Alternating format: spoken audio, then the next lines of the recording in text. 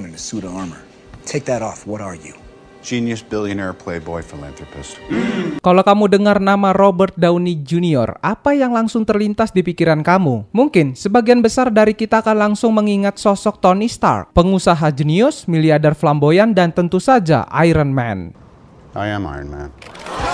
Karakter yang bukan cuma jadi ikon film superhero, tapi juga mengubah arah industri film modern secara keseluruhan. Tapi, di balik semua itu, ada kisah yang lebih luas. Kisah tentang seorang pria yang sudah mengenal dunia hiburan sejak kecil. Namun, justru harus bertarung paling keras untuk menemukan tempatnya sendiri di dalamnya. You're so insecure, you know. I mean, I was thinking about it, kept saying, ooh, I look so shiny, and that, ooh.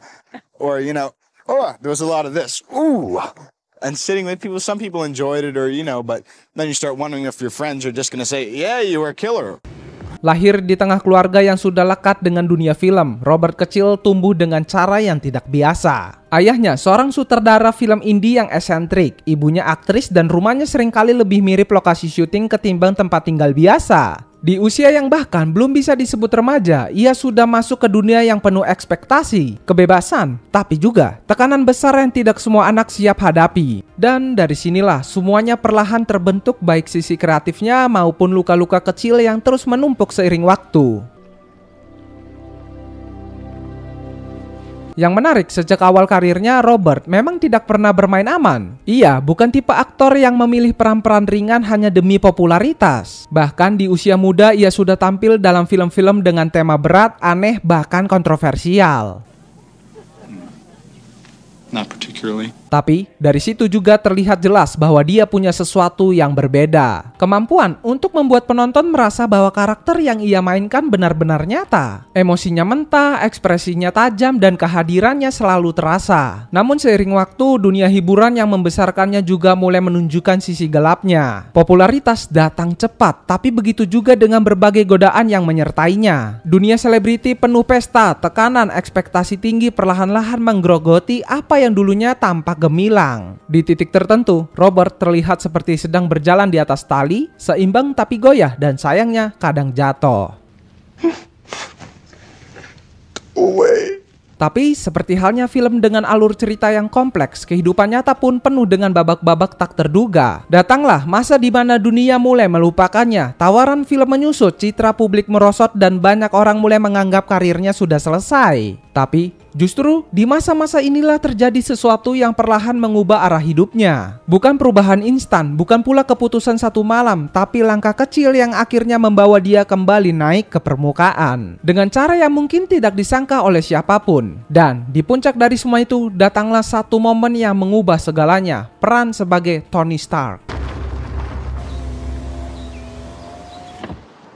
Why the long face?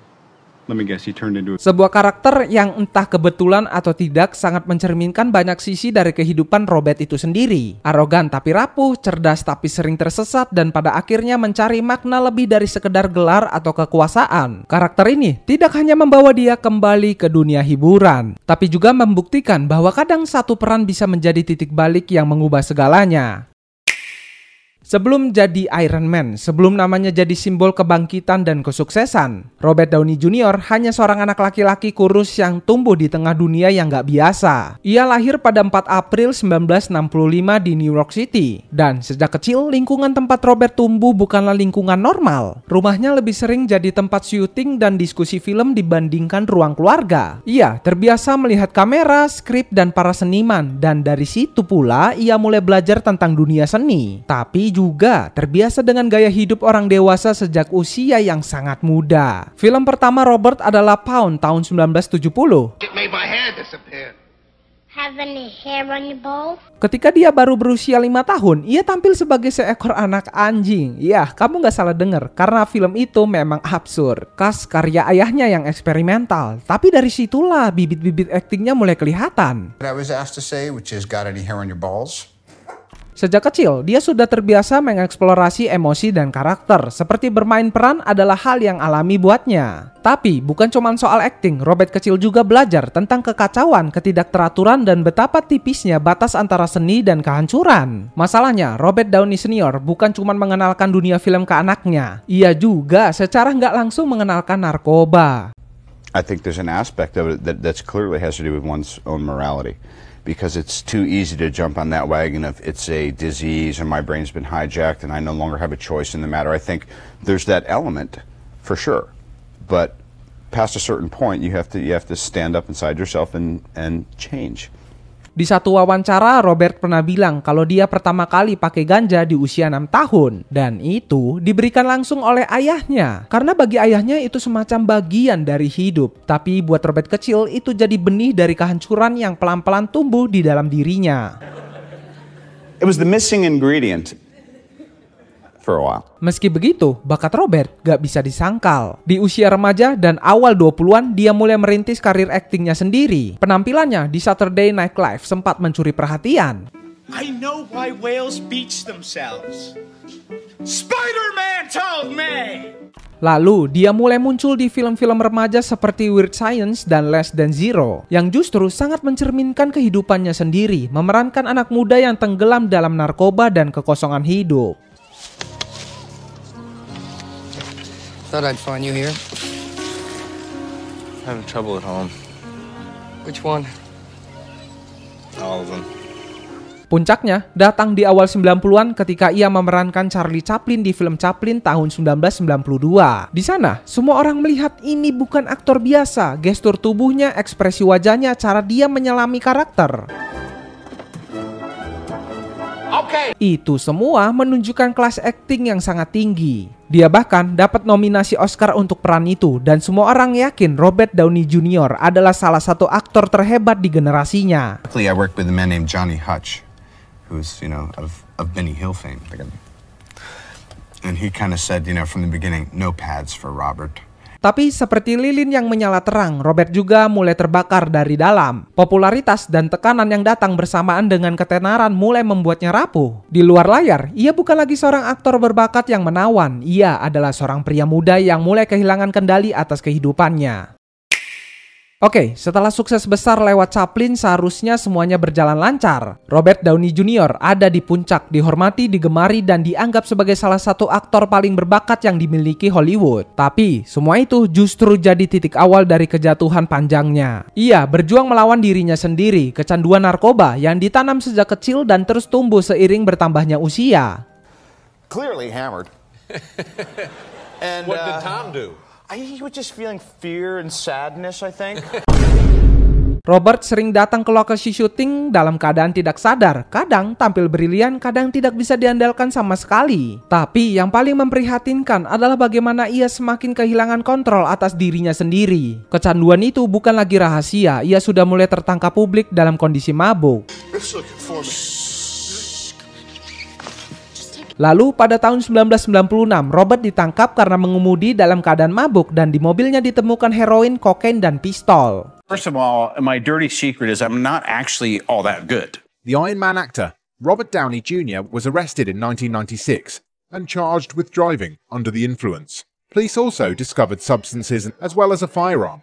Downey served 1 year of his 3-year prison sentence. Dan dari sinilah masalah hukumnya mulai jadi beruntun. Karena beberapa bulan kemudian dia kembali ditangkap karena masuk rumah tetangganya dalam keadaan setengah sadar dan tidur di salah satu kamar yang bukan miliknya. Bukan karena niat jahat, tapi karena dia benar-benar nggak tahu lagi apa yang dilakukan. Tahun-tahun berikutnya adalah rangkaian siklus masuk rehabilitas, keluar, tertangkap lagi, dihukum lagi, dan kembali mencoba sembuh. Industri hiburan perlahan mulai menyerah. Banyak produser tidak mau lagi mengambil resiko. Nama Robert Downey Jr. mulai terdengar seperti bencana buat proyek film, bukan lagi aset. Robert's been in a residential program for the last 120 days. For past several years, he's just going through the revolving door of rehab program and being arrested. The judge sounded very, very wary of that as his future. Which is too sad, such a bright person, and he's not a criminal. You rather candidly said you didn't know whether or not you'd be able to maintain sobriety in that business. That's a call you have to make. He's a victim of the drugs.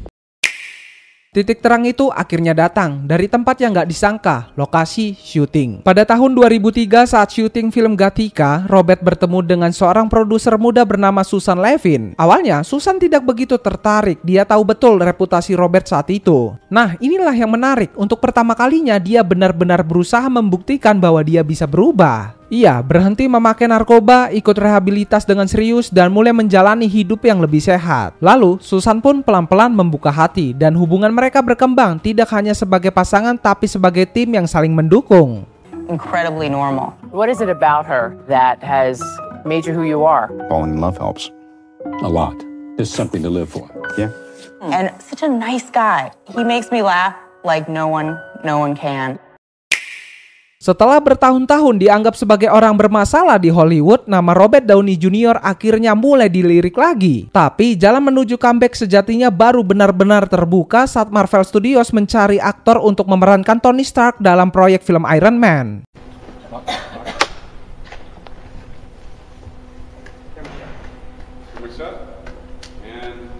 Peran ini penting bukan hanya karena karakter Tony Stark adalah pusat dari seluruh dunia sinematik Marvel yang baru akan dibangun, tapi juga karena film ini punya resiko tinggi. Jika gagal, semuanya bisa runtuh, dan saat itu Marvel bukan studio besar seperti sekarang. Banyak orang yang meragukan keputusan itu. There's no Marvel Cinematic Universe without me. Yeah, I did everything.